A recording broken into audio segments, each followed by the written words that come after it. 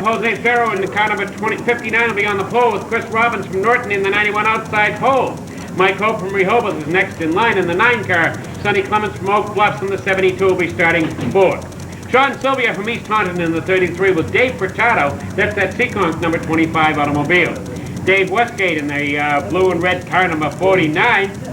And Bob Betancourt from Tiverton in that 21 vehicle. Chris McGee in the 24 car from Edgartown with Pete Broder in that 41 from New Bedford. Scott Seredinski in Taylor's Warwick number 53. Pete Fernandez from Carver in the 26.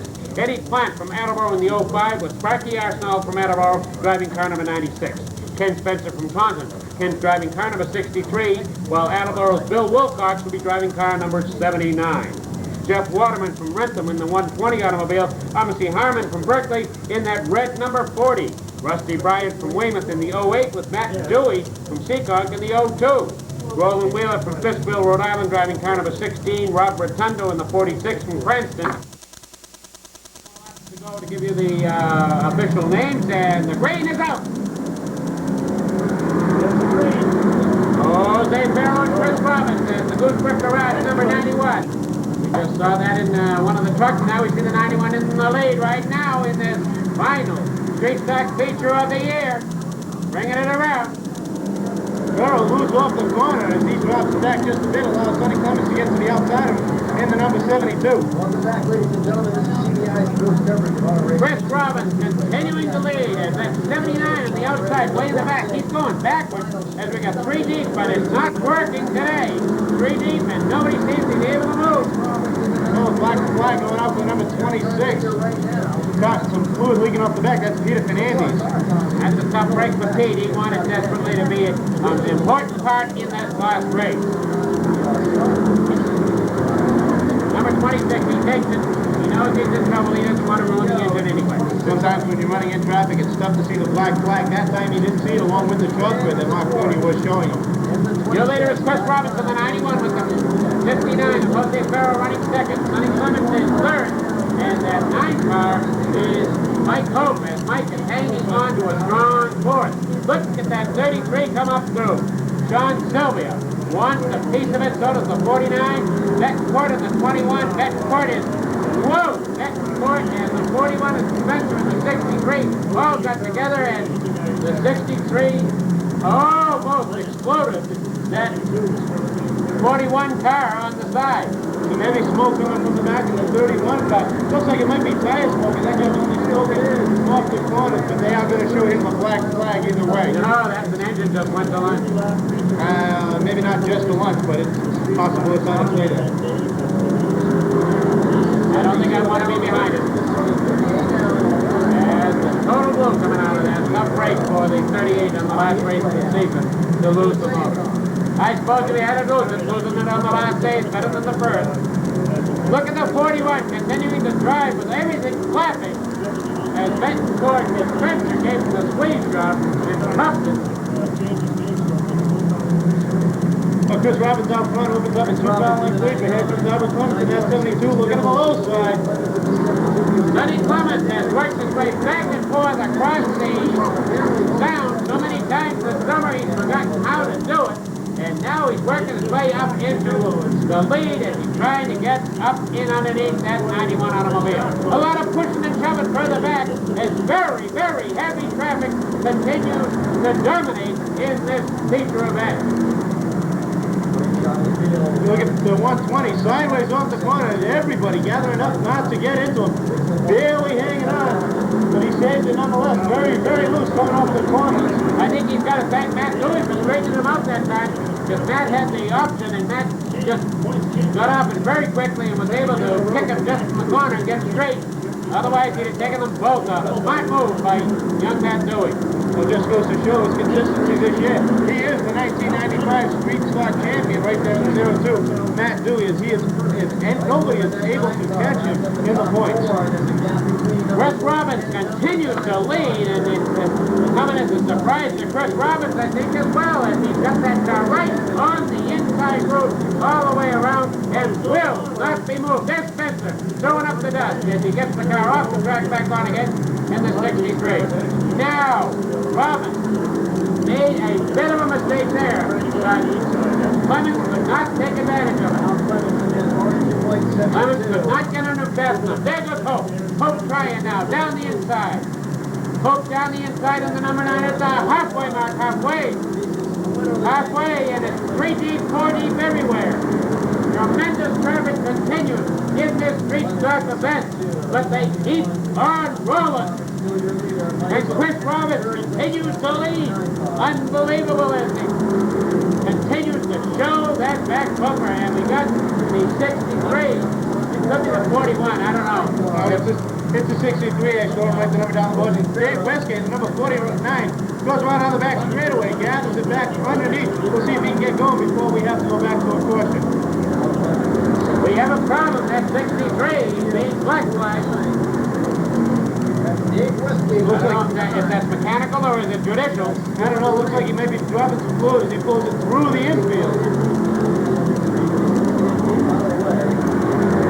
And on the grass. Well, Dave Westgate looking to come back onto the Speedway, waiting for the traffic to go by, doesn't want to get in anybody's way. Eddie Flint in the 05 sideways through the corner, but still out front is Chris Roberts in the 91.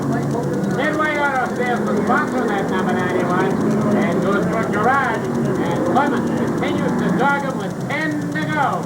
10 to go. He keeps giving Clemens just a view of the lead coming off that fourth turn. And Clemens can't quite get in there. Clemens can build up the momentum. He'll get down the inside and take it away from him on the straightaway. But he can't quite get it going. This time around, we're going to give the black flag to number 41 of Pete Rotors. He's got heavy front end damage, dragging a lot of sheet metal on the track. That's too much of a danger compared to what was earlier. Spencer and Betancourt gave him a bit of a squeeze and popped that front end right off that car like you would a grape. Tomasi Harmon is involved in quite a battle with the 25 as they're throwing themselves at each other out there now. With only a few laps left, maybe it's time to settle a few old grudges. Well, we don't want to say that, Jim. You can see it happen though sometimes, don't you? Last race of the season, the racing is vicious down there, and it is hard racing. See Kenny Spence on the infield checking the car, find out what was leaking in that car. And Sonny Clements again looks underneath Chris Roberts in that 91. Nothing there as Roberts slams the door. Mike Hope all over back. This time around we got 5 laps to go. And on the backstretch, the 25 is backwards. The 33 gets nailed hard. The 53 is in trouble. Dewey's in trouble out in front. We got debris all over the racetrack. We got Dewey sitting in the grass. The 33 lost a tire on that. The 33 of Sean Sylvia. 5 to go. And let's see what it holds in store for Chris Robbins. And Robbins is, look at this. Robbins and Clemens. Clemens is back with the front of the whole field. Look out. Wow. A couple of cars getting involved in that, barely scraping by. 21's got a flat. He was running strong. Tough break for Betancourt. He's going to be out of it. Clemens is going to have to go to the pit. Look at the green flag. And he doesn't get going. He does not get going. Mike Hope with a big jump as Chris Robbins misses the shift. 24 McGee had to give him a little thank you man to keep him going, to keep him in the competition. Now he builds it up again, but he is now in second spot with 5 to go. Well, here comes Rusty Bryant on the outside, and that's their way. Started back in 19th, picked his way through. Currently runs third on the field on the outside. Robbins sideways off the corner. But here comes Bryant on the outside, right behind him, the 121. It's very tight out there. They can't get a glove between McGee and the 90. Whoa! A little less than a glove, in fact. Suddenly, 4 cars occupying the space of 2. Everybody keeps going, but look what happens up in front. You see one of them getting sideways there. Spacchiato right behind him, gets underneath him, down the front straightaway. Mike Hope and Rusty Bryant. Bryant gets a little bit up against Hope and gets sideways with only 2 to go. Coming on the outside of Wardman for that third spot. Still side-by-side action all the way through. Down the backstretch. That's number 9 of Mike Hope. Rusty Bryant continuing to challenge. White coming out. White is out. There's the Goosebrook Garage. Keeps on going. Rusty Bryant puts his wheel right in the corner of Hope. What's going to happen in the turn? Bryant, Hope trying to hold on. Hope straightens it out. Hope got out of the turn. And Hope wins it. Mike Hope from Rehoboth, the Mike Service DVD Racing Apparel Goosebrook Auto Salvage. And he did a... Auto Savage. Number 9, Mike Hope taking the win this DAV Memorial Weekend. Ladies and gentlemen, give him a big round of applause.